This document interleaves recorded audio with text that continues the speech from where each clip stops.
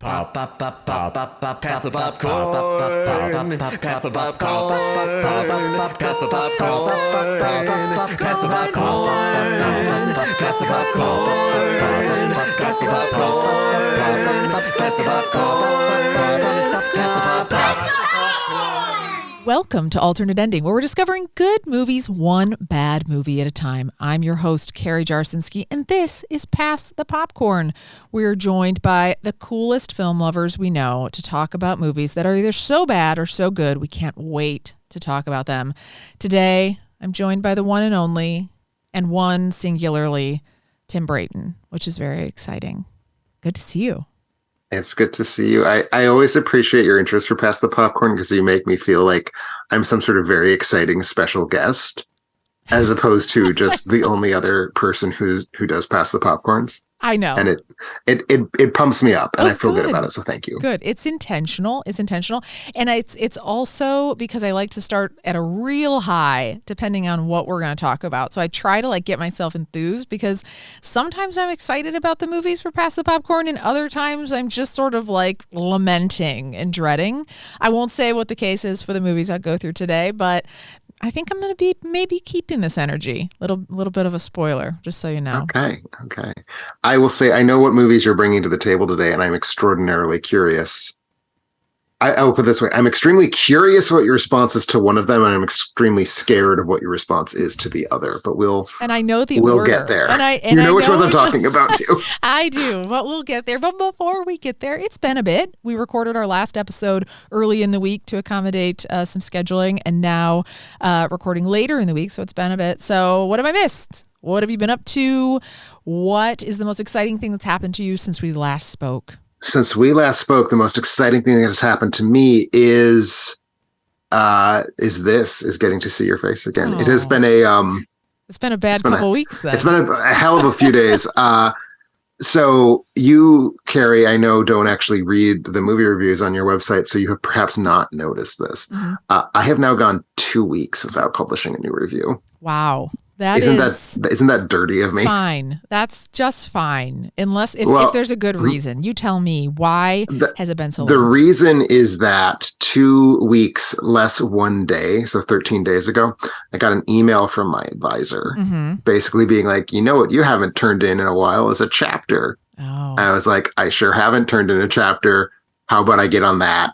Yeah. And I have focused so much of my attention on writing for the past 13 days. So just not the writing that people in the world get to see. Tell me this. Well, number one, here's an idea. Why don't you just throw that chapter out on the site and then people can read that? That would be boring to read. I doubt it. I mean, honestly, it's all boring. So why don't you just put that out there too? I honestly think people would love to see it. So just throwing it out there, you could duplicate your content and provide it to your advisor as well as to the AE listenership who loves dissertation reading. Just a thought. But I think that, again, that takes priority. You gotta put your job. That's the tragedy of it. And this is obviously a bit of a public mea culpa, but this matters more than the reviews. And I'm sorry, everybody out there in podcast land, and I will be writing reviews again soon, but this one, none of you are as terrifying to me as my advisor is. So none of you take precedence over her. Is she not nice? She's wonderfully nice, but she is scary. If you're not scared of your advisor, I don't even know what you're doing. Oh, okay.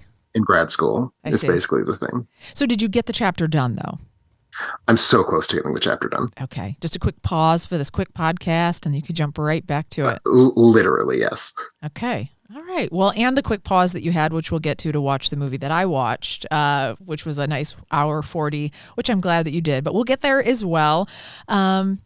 I will say, I don't know if this is going to make you feel better or worse about your situation, but I had a moment in the last week where we've talked about this before. I don't think either of us are super religious, but I'm sort of like a fair weather God fan.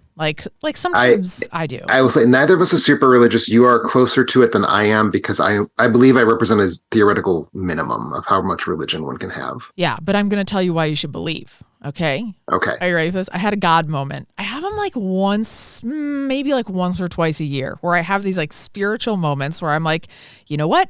somebody's out there, they're watching out for me, and they made this happen. And again, this happened to me in the last week, and I can't stop thinking about it. I like ruminate it. I have like dreams about it. I wake up about it, and it's getting kind of weird. Like I should talk to somebody about it, but I had a moment, so I'll tell you.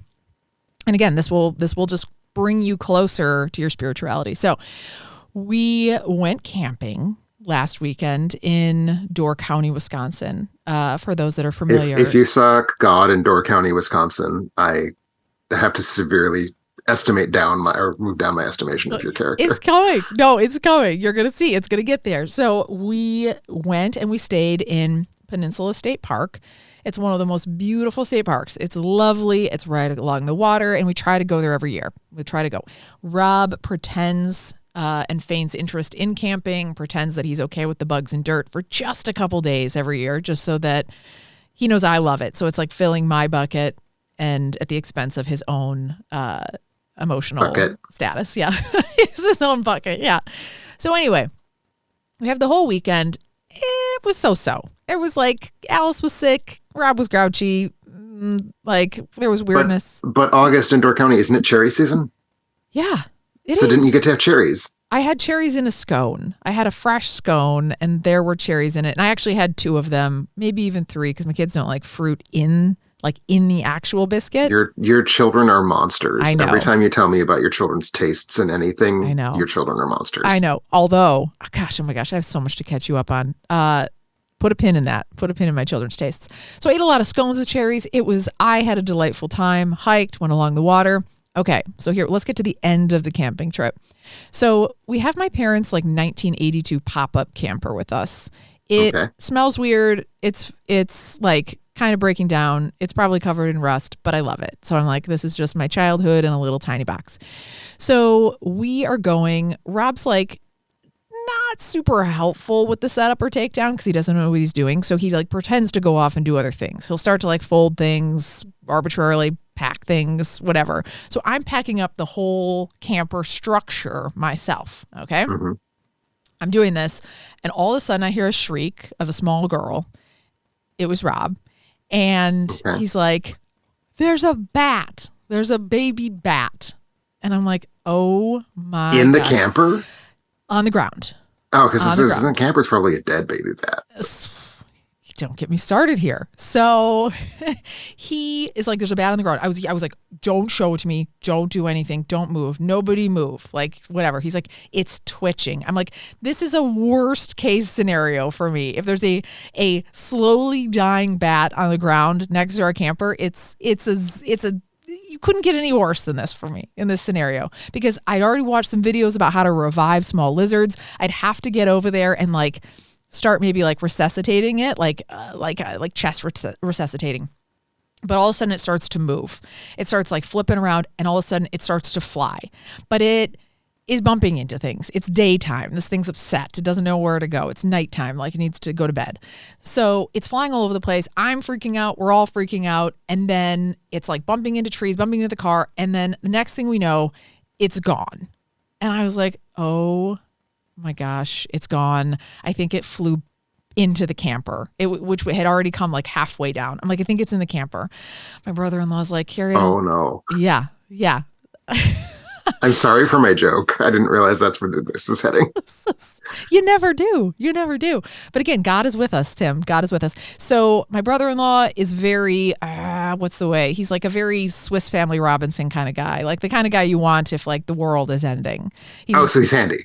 Very handy. As you said Swiss Family, I didn't know what that meant. I don't really either. It was the first thing that came to mind when I was thinking rustic. And I don't know why. I never even watched that show. So he is like, okay, Carrie, I got this. Rob's already like running around screaming, pretending to do something else because he's also afraid of hurting the bat.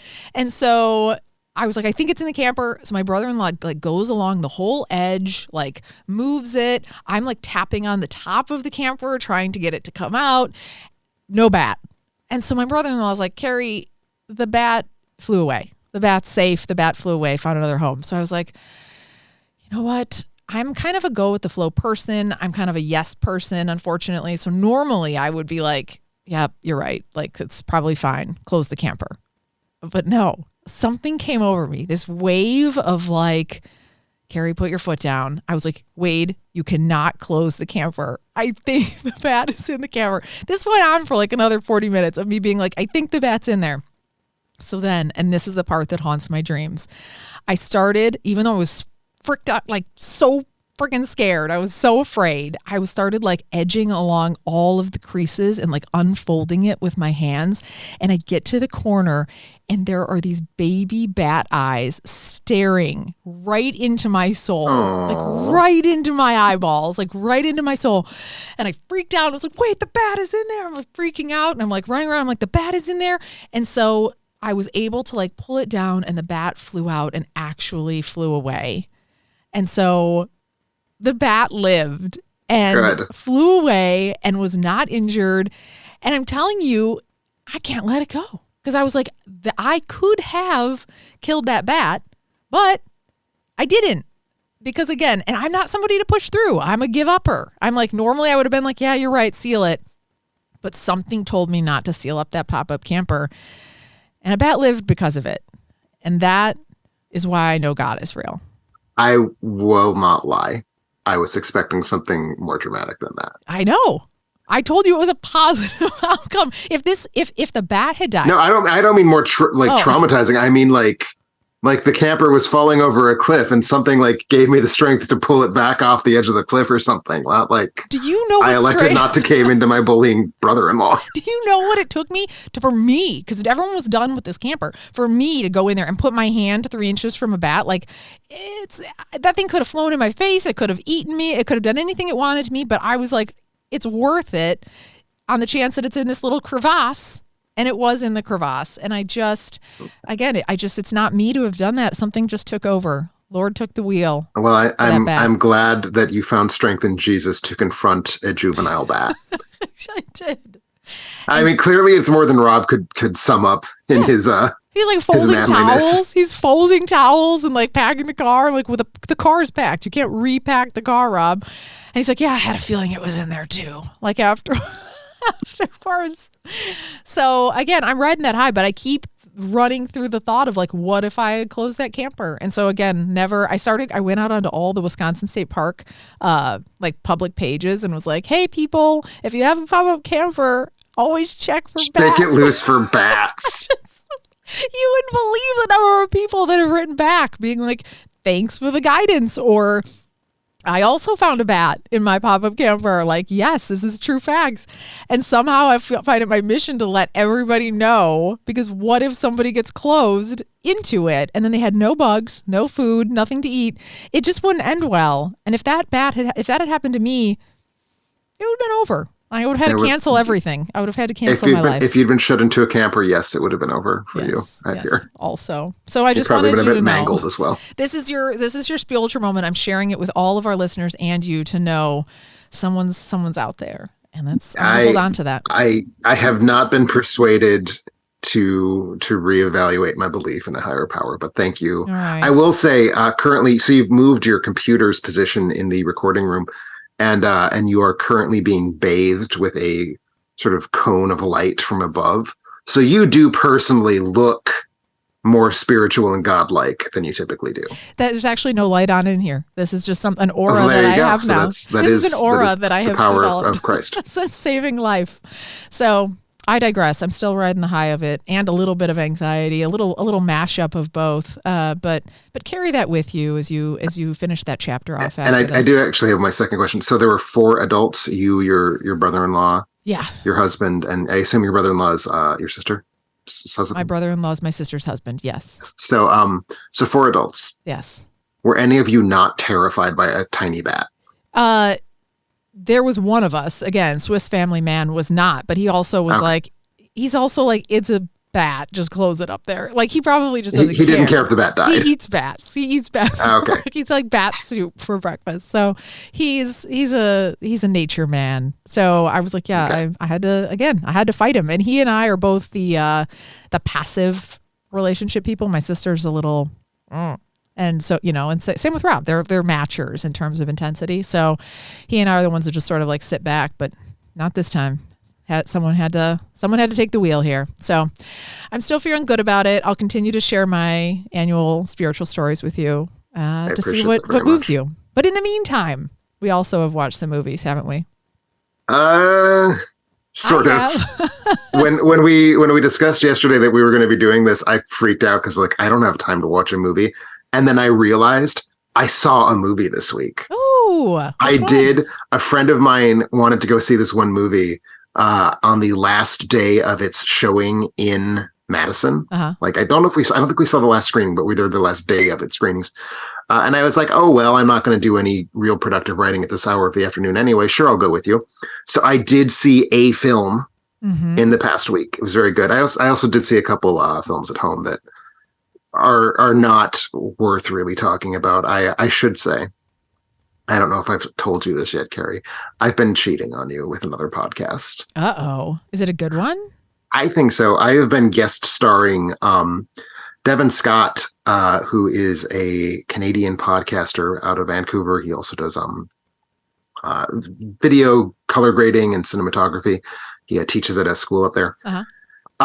He decided it would be a fun thing to do to go through the entire filmography of Ernst Lubitsch, the great German-American director from the 20s, 30s, and 40s, and just do like every one of his 41 existing films, do an episode about it. And he asked me to guest star on that podcast. I've actually guest starred on 5 different episodes. Holy smokes. And my final guest appearance, we recorded this week. It won't be going live for several months yet, but we recorded my final appearance to talk about Lubitsch's last film, Clooney Brown. So I've been sort of filling in the last couple of gaps in my Lubitsch knowledge this week, but that's for my other podcast, so I'm not going to bring those to the table here. Well, if it makes you feel any better, I'm not jealous. Based on your description of the content. No, that makes me feel worse. Okay. I wanted you to. Based on the description of the content, it feels like you didn't get a lot of laughs in those episodes. Oh, no, Lubitsch films are funny. Oh, they are? Okay. That he's a comedy director. He's a very good filmmaker. All right. But is it a funny one podcast? film, the single theatrical release I have seen in the last 7 days that I will be bringing to the table is a new indie horror type movie from IFC Films, the directorial debut of Laura Moss, and it is a film called Birth/Rebirth. Okay. All righty. Before I jump onto that, what's the name of the podcast so people can listen? How would Lubitsch do it? How would or something Lubitsch along do those it? lines. Okay, thanks for really locking in that title so people can find it. I mean, good just promotion. search for Lubitsch podcast Devin Scott. You will find it. I guarantee. I guarantee there's only one. Well, that sounds good. I'm excited to hear about it. I'm actually going to be bringing 2 movies today, so maybe I'll kick it off a little bit. 2 very, very, very different movies, and 2 movies that are brought to us by 2 of our Patreon supporters. So you can pick the order, but I did catch up from the request of Harold Bleacher with the series of films The Animatrix, not to be confused with The Animaniacs, bit of a disappointment, but we'll get there. And then the second one that I caught up with was from Patreon SpaceIce, and that is called Meet Me in St. Louis, or St. Louis, depending on your pronunciation. I routinely screw up. Like I start saying the title of that film, and then I get to the last word, and I kind of like, Meet Me in St. Louis. Yeah. That's the way to do it. Then you can't be wrong. So Those are the 2. I also did catch the Meg 2, or the second Meg, at a drive-in theater. I believe the full title is Meg 2, The Trench. The Meg 2, The Trench. I did see that. I don't want to talk about that, but I did see that in Door County at a drive-in.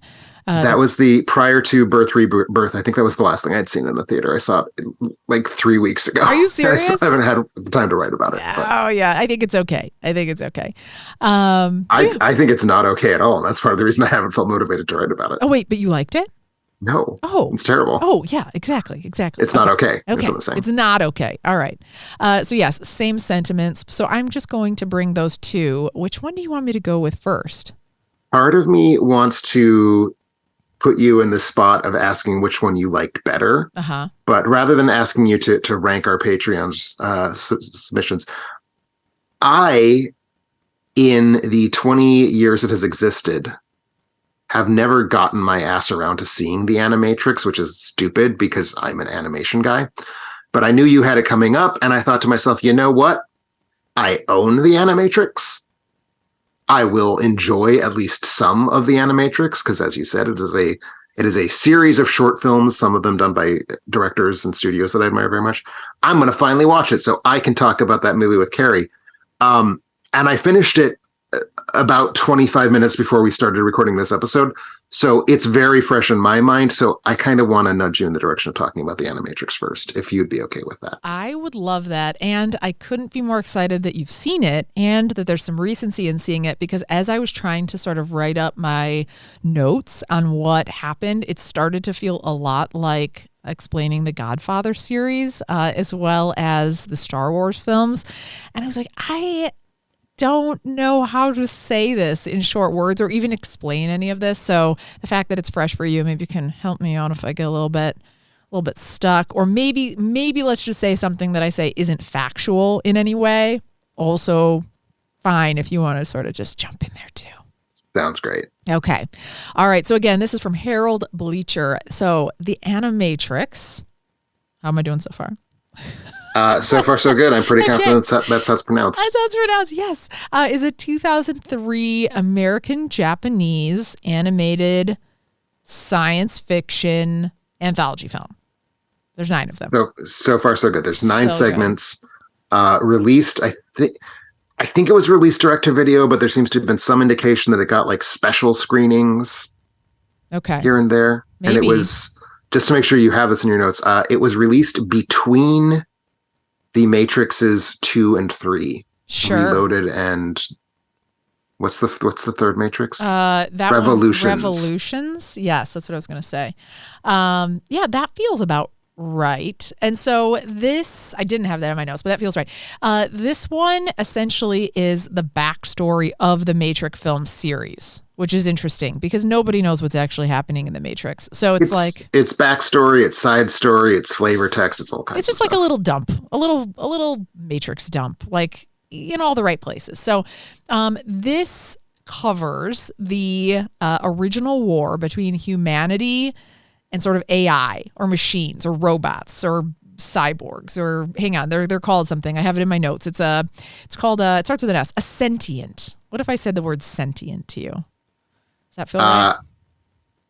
It is a correct word, although so far it feels like you are talking about only one of the 9 segments. Okay. Well, in other ones, they start to dress up as people, like they start to get like skin, but they're really underneath. There's still a sentient underneath the skin. There's metal under there, not necessarily bone. It's more of like a metal situation in a lot of these scenarios. I'm not confident you watched more than just one of the 9 segments so far. I did. We'll get there. I did. I watched them all. They do get a little bit more confusing. Technically, the segment you're describing is the 2-part segment, so it's 2 of the 9 segments. See? So I do know you watched at least 2 of them. Exactly.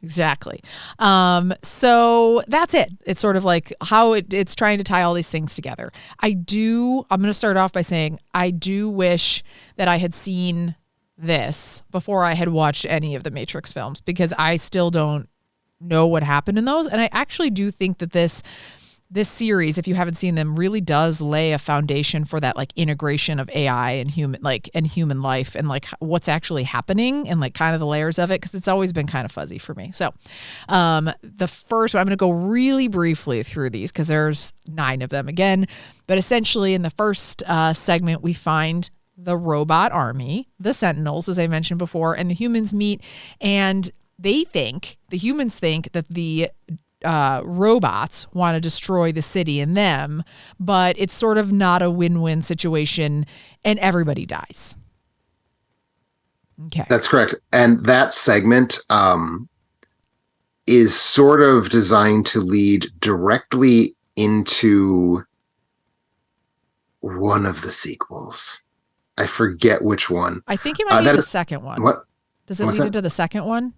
I think that's the thing. I think it leads directly into the second film, even though it came out after the second film and before the third film. Okay. And it's one of the 2 segments written by the Wachowskis, okay, who were the creators of the Matrix trilogy. Yes.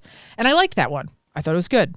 And this is something that I think all of us are grappling with right now, too. And so the second and third one, which is the second Renaissance, part 1 and part 2, these ones were my favorite, actually, of all of them. But I do love the idea of like humanity and AI and like artificial intelligence. Is does it help us or does it hurt us? And so this one is where humans have fallen victim to like corruption and vanity and power and all the things that they want.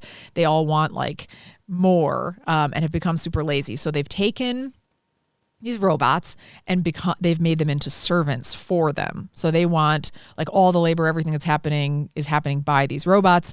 But then they come and they start to fear that there's going to be a rebellion that's happening.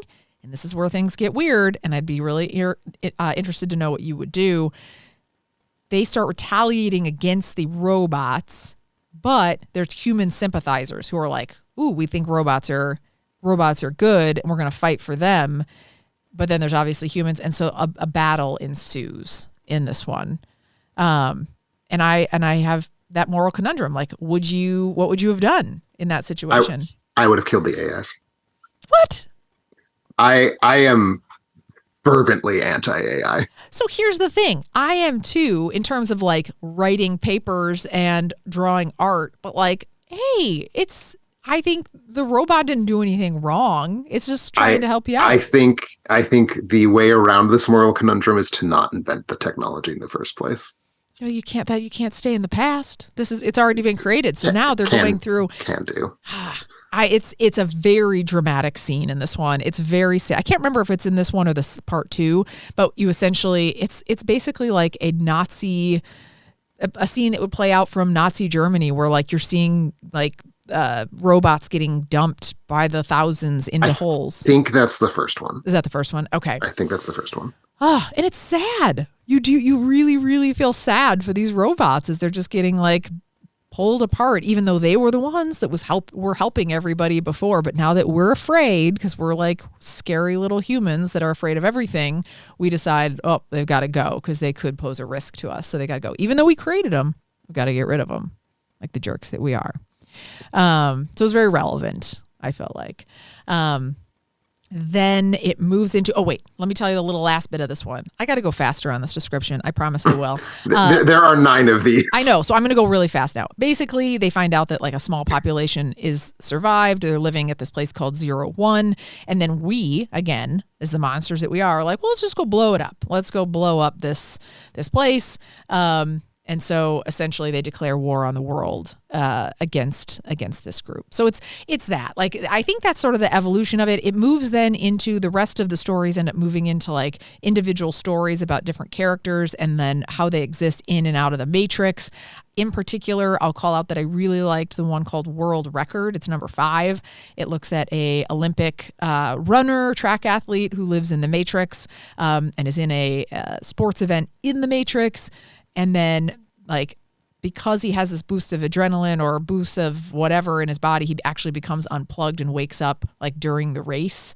And it's just, I don't know. I really enjoyed just sort of that look at, like, how things would be, you know, in and out and how we perceive reality. Like, I don't know. I thought these stories were really, really interesting, and I vastly preferred them to actually watching The Matrix than anything else.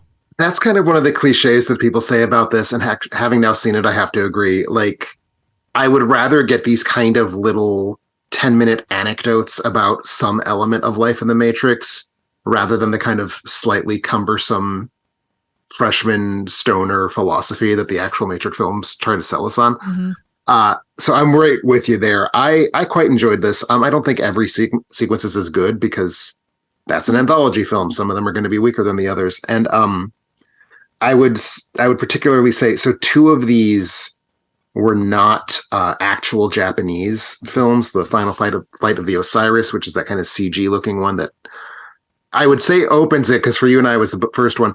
One of the things that makes talking about the Animatrix tough is that based on what medium you're watching it in, based on how a given film print might have been assembled, there's not an actual order to the shorts. It kind of feels like it, though, in the beginning. It feels like it kind of feels like there's an order in the beginning. I feel like one. Oh, no, it does. But like there objectively isn't. Like, it's been shown in all sorts of different orders. I think the only thing that has to happen is the 2 parts of Second Renaissance go in that order. Yeah. But like people it gets shuffled around. So I can't say which order shorts came in, basically, because some person might be watching a version of the film where one of the shorts was not in the same position. But so the one you and I saw first Final Flight of the Osiris, and a matriculated, which is the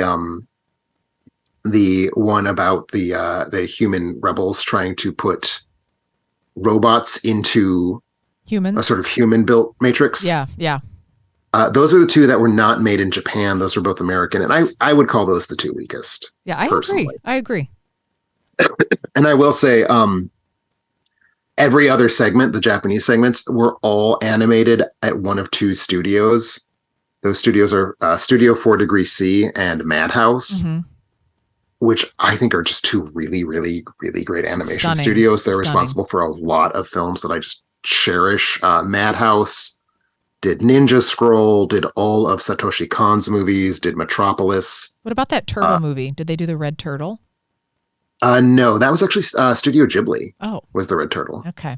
I was actually trying to research. I'm like Googling who drew this. I was like, who drew the Animatrix? And I was getting not good Google responses because I was just wondering how somebody could imagine something so beautiful. It was really stunning. That is what I'm doing for you now. I'm telling you who drew this. So Madhouse, specifically, I'm going to pull this up because I don't have it memorized, obviously. World Record, the one you loved, that was one of the two Madhouse ones. That one's different vibe, too. That's like much like... more rigidly drawn, like sharp features, like like less color, like almost less of a watercolor look than some of the other ones. It was much more like black and white type coloring, but I still liked it. No, it's very cool. And then the other one that was done by Madhouse was Program, which, if you remember the one that opens with like the samurai sequence. Yep. That was Program. So those two were done by Madhouse. All the others were done by Studio 4C, which was responsible for two films from later than this, both from the mid-2000s, Mind Game and Tekken Concrete, which I think are two of the most incredible looking animated films ever made. So I am like all about the studios that were working on this project, and it does not disappoint. The closest thing I have to a disappointment is that two of the sequences were directed by Shinichiro Watanabe, who created Cowboy Bebop. And I don't think that either of those sequences are quite up to the level I wanted Cowboy Bebop set in the world of the Matrix to be, but they're both pretty good. One of them is that film noir story, and one is the one about the high school kid who everyone thinks killed himself. Yeah. So again, I would say this has a pretty high hit rate. I think all of the 7 that are Japanese are at least solid to very good. Yeah. And I will say Rob watched these with me and also really, really dug it. And so I think if you're a person that's like a Rob who loves The Matrix because you're a high schooler that wants to think you're meta, you'll like it. And then also if you're... Rob's not even here to defend himself. Come now. I know. It's all right. He would agree with me. It's fine. It's nothing I wouldn't say to his face. But also if you're somebody who's like an animation snob like Tim, you're here to defend yourself, you also would really enjoy it and love it because it's beautiful. Like I think there's just something in here for everybody. And I think the anthology nature of it, I think to your point, I liked it more because it was these little bite-size messages that you could have. And it was easy to kind of pull out what it was. Like sometimes I think the Matrix movies get like too stuck up its own whatever that I'm like, I don't know what you're doing anymore. Like it's gotten itself so like layered into layers that now I'm just lost and, pouring myself another glass of wine and I don't know what's happening. So, yeah, no, I definitely, I feel like this is a good way to tell stories. Yes. Little tiny bite-sized chunks. And they're all kind of vibes, right? It's not like, other than the two that the Wachowskis helped write, none of them are, let's explain shit at you. It's all just like, let's just sort of be in this weird space and sort of have a weird time. Yeah, if you feel it and then get your own perspective. Like if you're a monster who's like, yes, let the robots die. Or if you're a person who's like morally sound and you're like, just... Not only let the robots die, ideally make them suffer, make them feel pain while they're dying. Enjoy their screams of terror. Enjoy. They're not going to take your job, Tim. They probably are actually, but nevertheless. So yeah, that was the Animatrix. So thank you, Harold. I thought I would hate it, but I did not, and so I appreciate it. I'm going to thank Harold even more because if I'm not mistaken, Carrie, is this the first time you've liked an anime film on this podcast? Oh boy. You know what? It's at least the first one that I haven't lied about liking, at least. So if that's fair. I can't remember any other one that I, again, didn't sort of stretch the truth to say that I liked it the most of the ones I saw. So yeah, I liked it. So if you haven't seen this, check it out. Well, I'm going to assume that this means that you're a weeb, that you're now into anime, and I look forward to your journey as you just watch more and more anime content. What is a weeb? An American who likes anime to a degree that's kind of unpleasant. But why do you call them a weeb? I don't know. That's what you call them. Is it like a short, like an acronym? That's just the slang word. I don't know what it means. I need it to mean something. I'm Googling it later. But thanks. Well, I guess I am a little bit of a weeb. So you're most certainly not. But I'm just happy that you watched an anime film, and I could tell that you actually enjoyed watching it. I know. You can see it in my face. So it's not quite as exciting as it would have been if you hadn't just taken huge shits on the film of Hayao Miyazaki in front of me. But fair. This is better than nothing. There's a balance. There's a balance we're striking here. So thank you, Harold. And Tim, I'm going to throw it to you before I may or may not break your heart on the other movie I saw. So absolutely. You tell me, what did you see? So as I said, I'm bringing to the table Rebirth. There is a backslash or a forward slash rather. So I don't know if we pronounce it or not, but Rebirth, which is the film debut of Laura Moss, who I think there are two very, very important things about Laura Moss getting to make her film debut with this movie that sort of manifest in the film. One is that her perspective is that of a woman. Two is that her perspective is that of a woman well along into her 30s. And this is a really interesting film in that it is about kind of adult women contemplating motherhood. Mm-hmm. And it's tough to kind of get into that without going to spoilers. I don't want to go into spoilers, but basically what this movie is there are two women who work at the same hospital.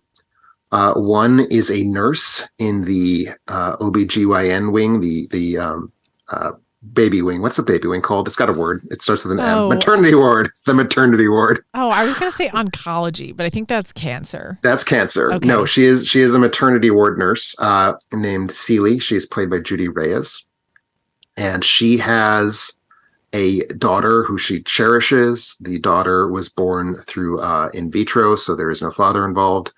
So just the two of them living in this kind of crummy little apartment in the city. And there is another woman whose name is Rose, played by Marin Ireland, who is a medical doctor, but her job is not treating patients. She works in the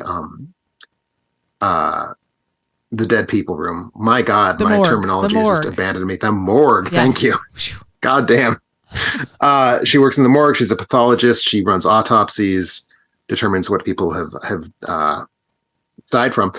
And so initially these two characters are sort of disconnected from each other. They're just kind of going through their lives.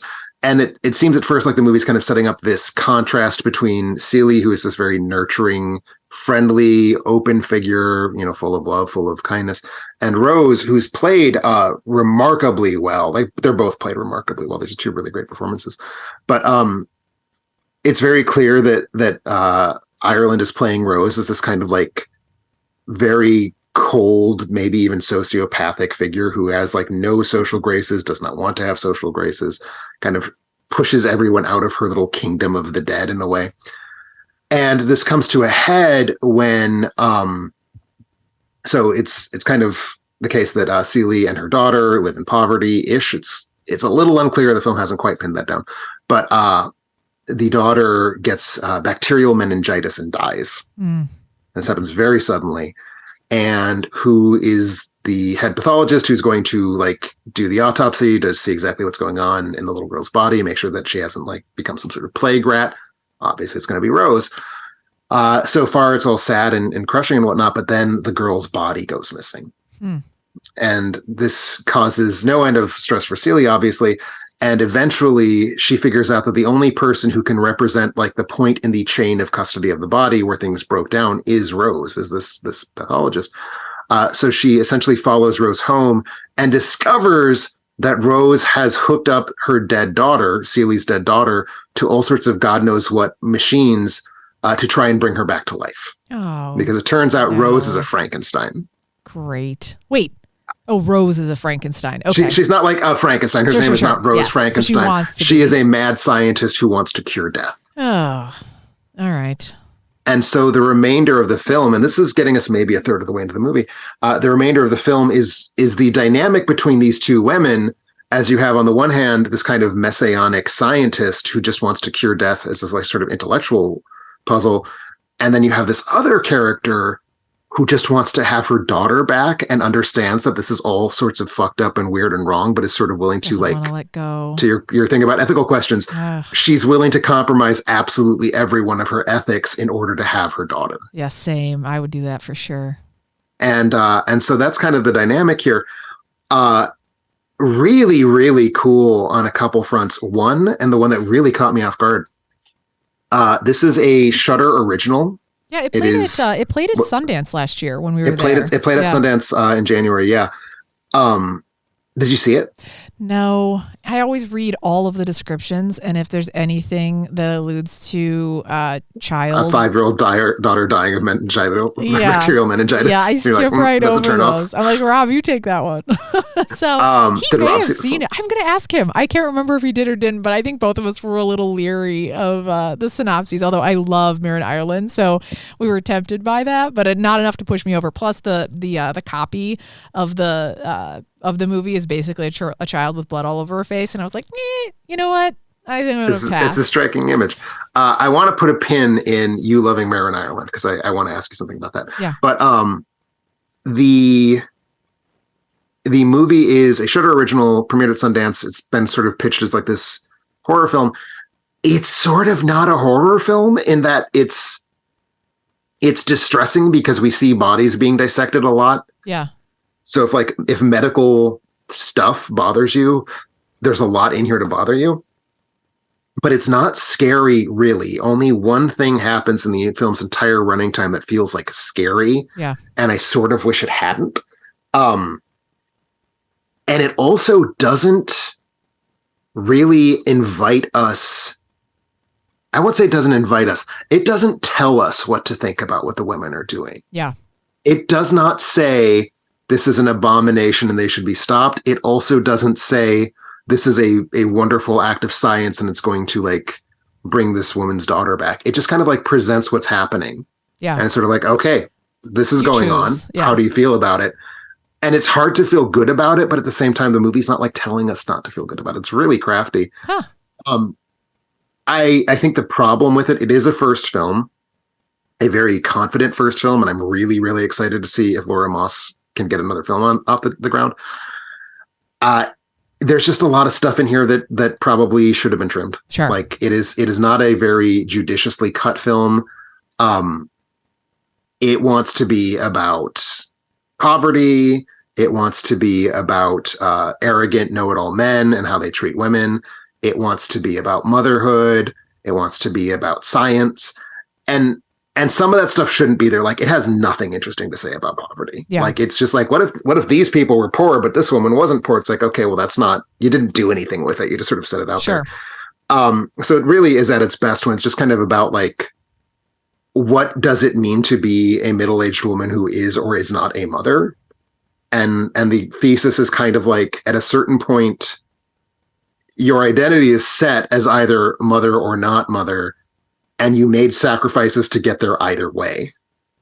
So like, what does that mean for you as a middle-aged woman to be dealing with this sort of weird crisis situation that triggers these questions about like, what did you give up to become a mother? Right. What did you give up to be like a professional who does not have children?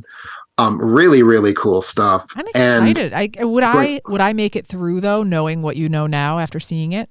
Like, is it digestible enough? If you are just straight up bothered by like children covered in blood, you would have a really hard time with this movie. Yeah, I mean, I don't love it, but it's not a movie that you love. You don't see this movie and you're like, what a frolicsome, rollicking good time that was. It's like, what a troubling movie that has caused me to have to reevaluate things. I know. So where do you already told me your stance on the robots. Now, is this different for you? So you have said, yep, let the robots burn. In this case, the child's being used potentially for scientific advancement.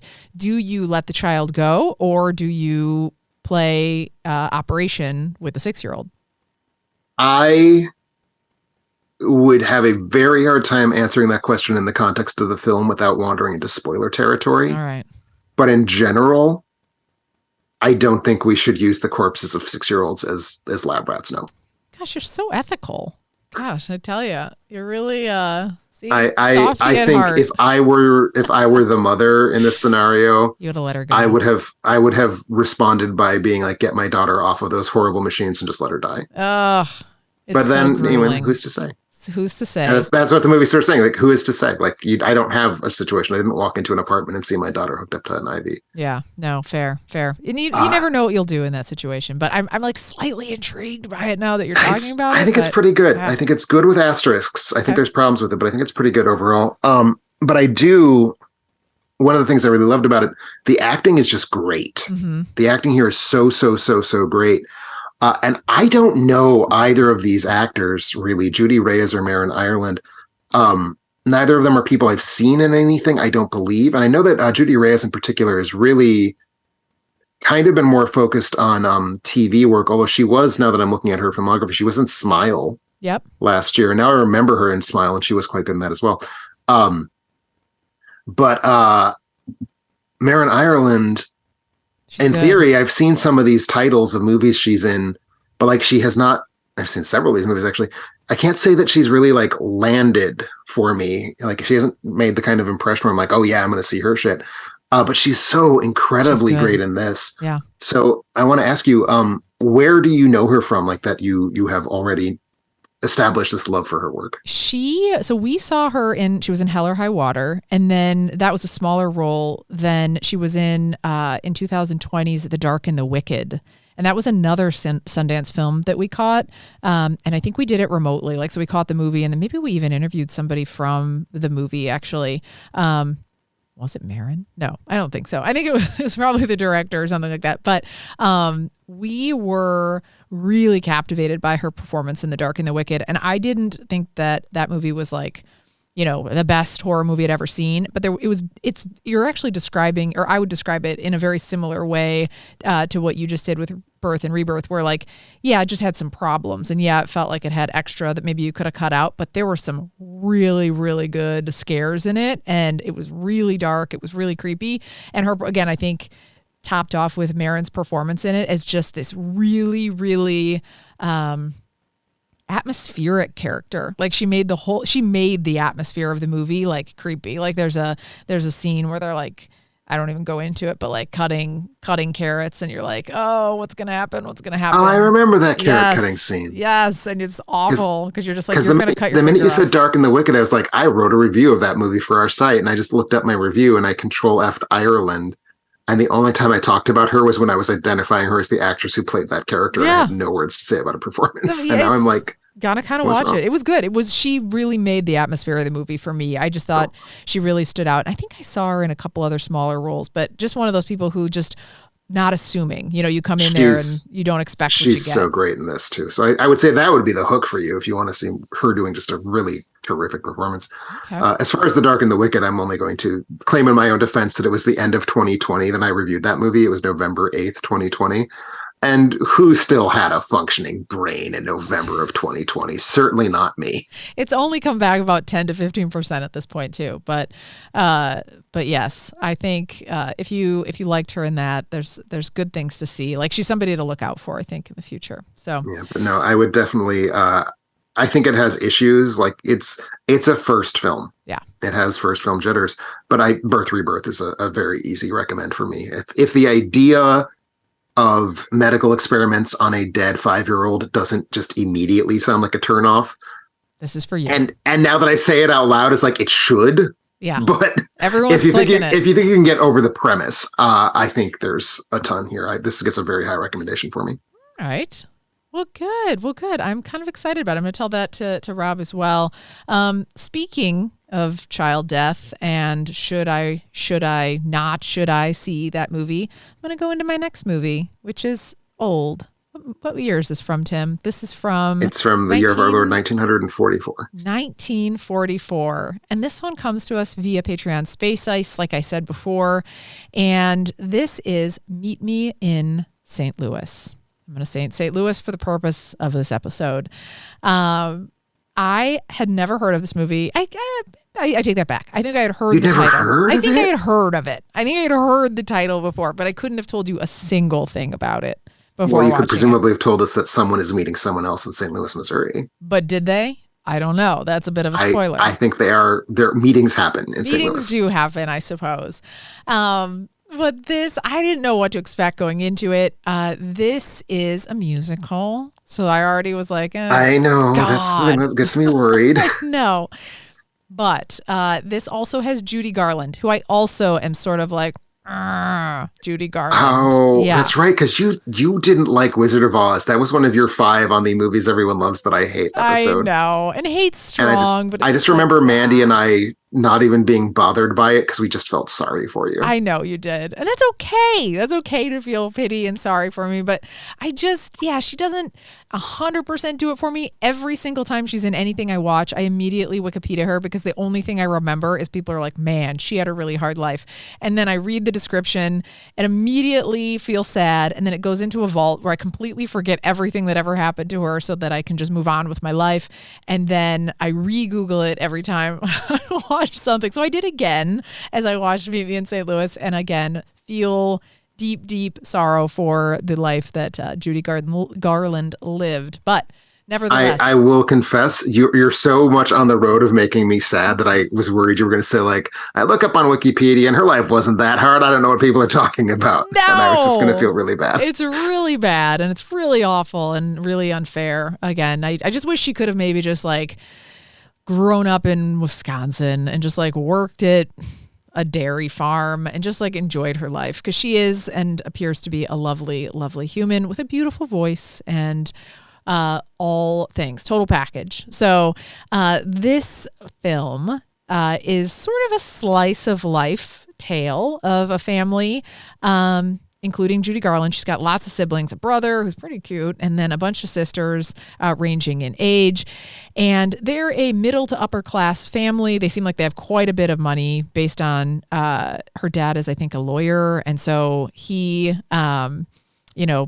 I think everybody... They were a member of the burgeoning professional class that was just coming into its own at this point in 1904. That's a good way to say it. They have help. Like they have a couple people that work for them. But it ends up being a little bit of like a... how do I say this? Like women in their 20s looking for love. Like they feel like they need to find somebody. So it's just kind of like a story of like romance, and it's really funny along the way. So it's like Judy and her sister are looking for boyfriends, I guess, but not even boyfriends, because they're like, yeah, if I'm going to kiss you, I have to be engaged to you, which seems a little like extreme. Well, it's 1904. Still. So what if it's, so they pop the question.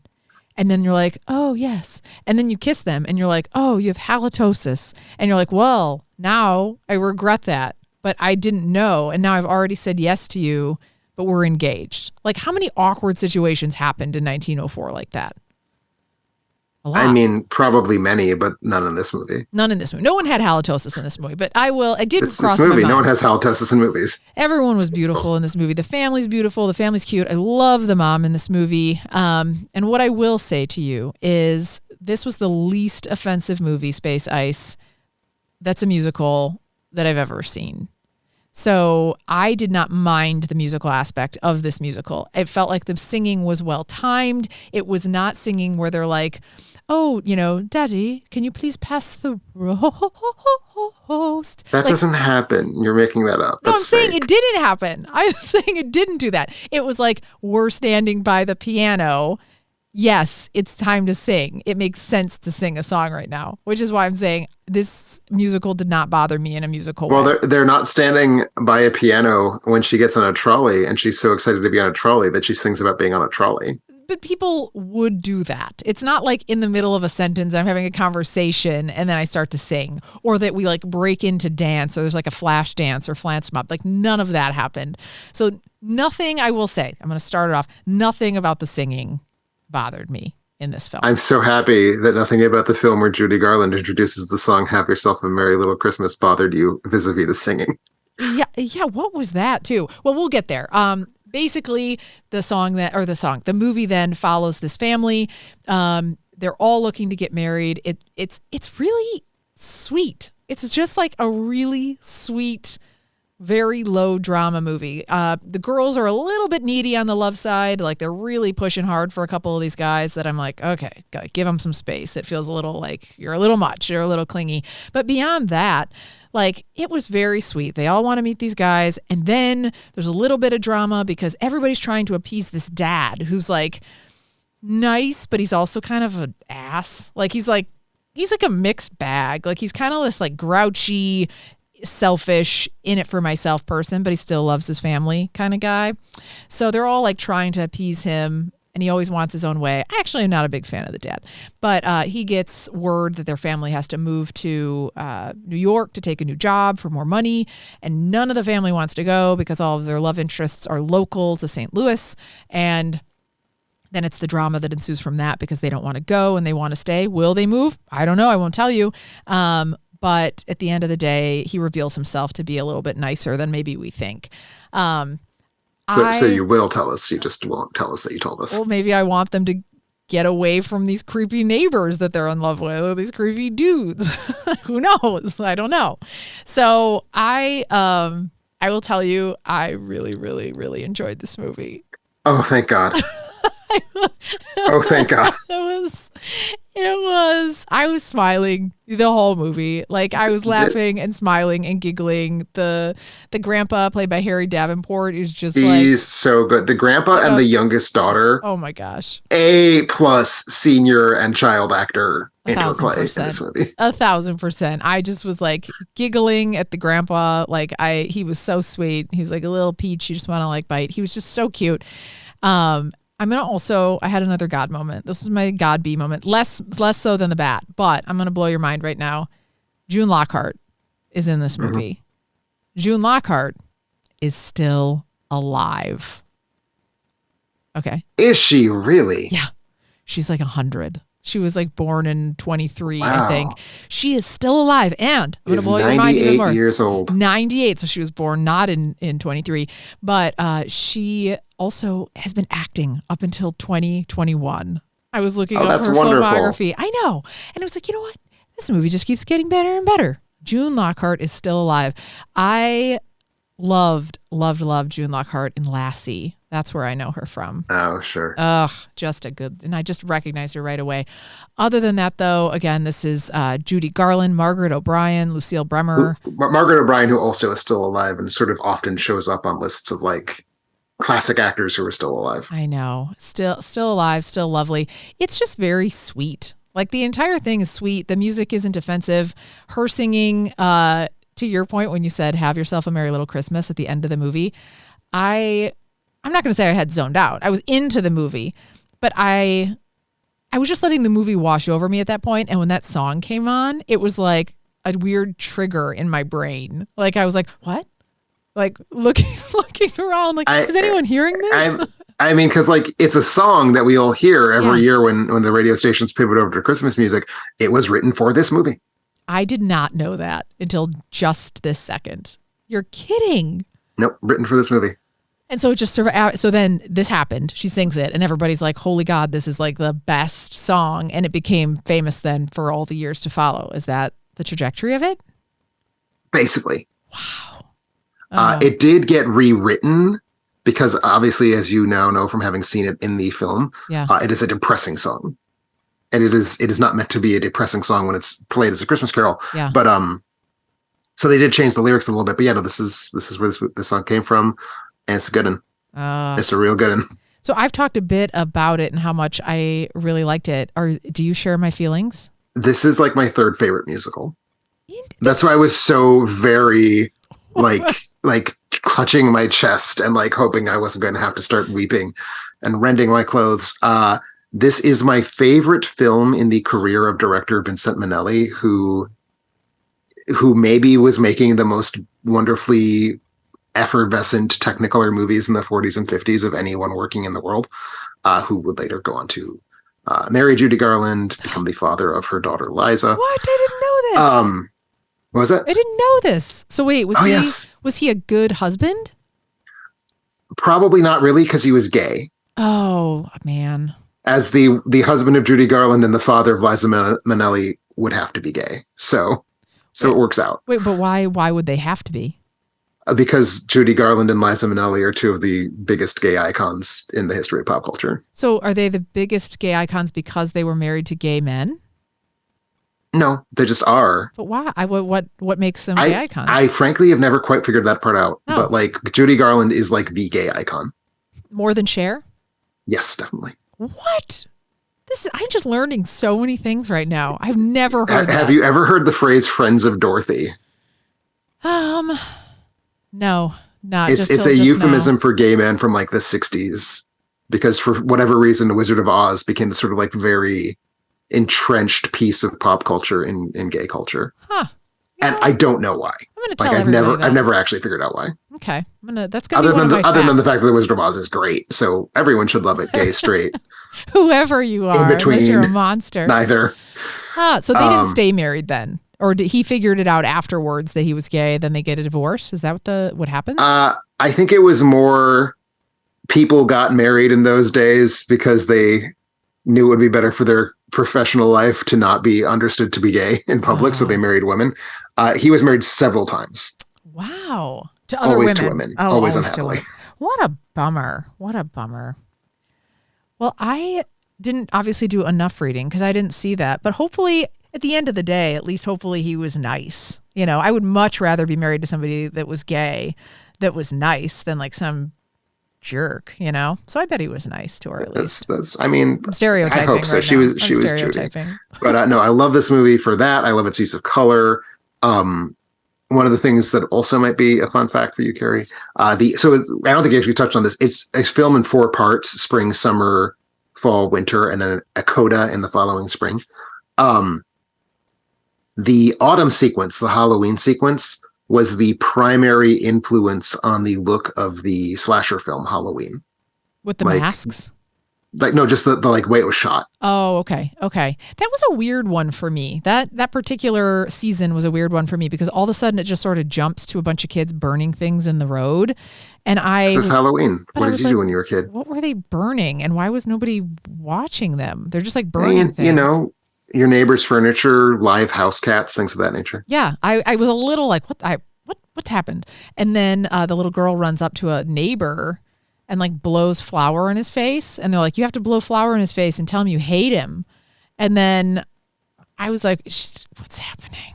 How did you celebrate Halloween, Carrie? I don't know. I did this just last year. I blew flour in people's faces. I was just hoping for a king size Snicker bar. That's all I ever wanted was like the big sizes. And sometimes that happened and sometimes it didn't. But I never... Did I ding dong ditch anybody? Probably. But never with any flour. And I would never say I hated somebody to their face. So I don't know. It was a couple of those little scenes were a little bit weird, but I just went with it. But no, I cherish this movie as an actual fan of musicals, not someone who sometimes is able to tolerate them. This is one of my favorite movies. This is a 5-star movie for me. Wow. I got to think about my rating still. It's fresh, but SpaceIce, I can tell that this was meant to be kind and that it came from a place of love. So I really, really appreciate the pick. Oh, no. Are you doing the straining to not insult a movie thing again? Yeah, I'm trying to. Is it obvious? When you said that, when it came from a place of kindness. It was too much. Because it reminds me of what you said about The Mirror Has Two Faces, but in that case, because you knew the person who recommended it, you felt fine saying, like, I knew this came from a place of kindness, but it sucked. No. She and I did talk about it after that. I was like, I'm so sorry. She was like, it's totally fine. It's been a long time since I've seen it. But no, this does come from a place of kindness because I can tell that this is a classic. It actually gets 100% on Rotten Tomatoes. So you and I, Tim, are not the only ones that love it. 100% of other people do as well. That is my understanding, yes. Oh, yes. Well, that's all I have for today. But I'm excited. I'm going to go tell Rob everything I've learned from you today. Contemplate Birth or Rebirth. And just a big thank you again to all the suggestions from our Patreons. So before we close, I do want to thank all of our Patreons for joining us. You also can become a Patreon and get early access, exclusive content, and make us watch a movie. Pick your own episode topic and more from our Patreon site. So thank you all. And we also want to thank all of our Amazon listeners who go and support our page through our Amazon banner. Just go to alternateending.com, click through our banner, and seamlessly go about your purchases. In closing, I want to thank you guys all for joining us. Head out to our social media pages and like it, and we'll catch you next time.